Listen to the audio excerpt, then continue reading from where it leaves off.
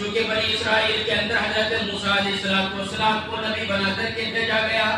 نبی بنا کر کے جب بھیجا گیا، بنی اسرائیل میں ایک نوجوان تھا جو گناہوں کے اوپر گناہ کیا کرتا تھا، بہت ہی زیادہ مردوش تو گناہ گار تھا، لیکن اتنا گناہ ان کا بڑھ گیا کہ گھر والوں نے بھی انہیں اپنے گھر سے نکالا، شہر والوں نے بھی نکالا، محلے والوں نے بھی گھر سے محلے سے نکال دیا. وہ نوجوان جنگل کے اندر اپنی زندگی گزارنے لگ گیا. جب وہ بیمار پڑا، وہ سامنے دیکھا کوئی بھی نہیں، پیچھے دیکھا کوئی مددگار نہیں، پہلو میں دیکھا، دائیں طرف دیکھا، بائیں طرف دیکھا، کوئی بھی مددگار نہیں ہے.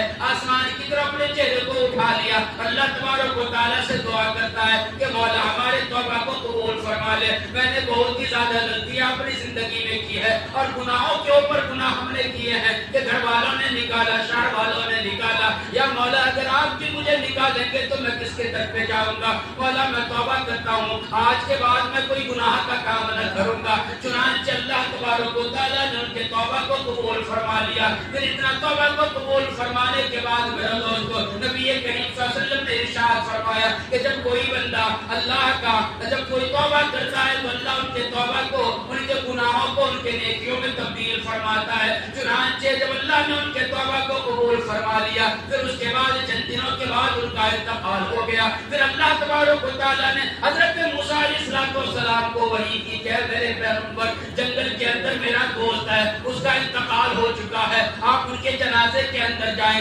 تزیید و تکفین کا انتظام کریں اور لوگوں میں یہ اعلان کر دیں کہ جو ان کی نماز جنازہ میں شریک ہوگا میں ان تمام کے گناہوں کو معاف فرماؤں گا. یہ اعلان کرنا تھا کہ سارے کے سارے لوگ جنگل کی طرف دوڑنے لگے.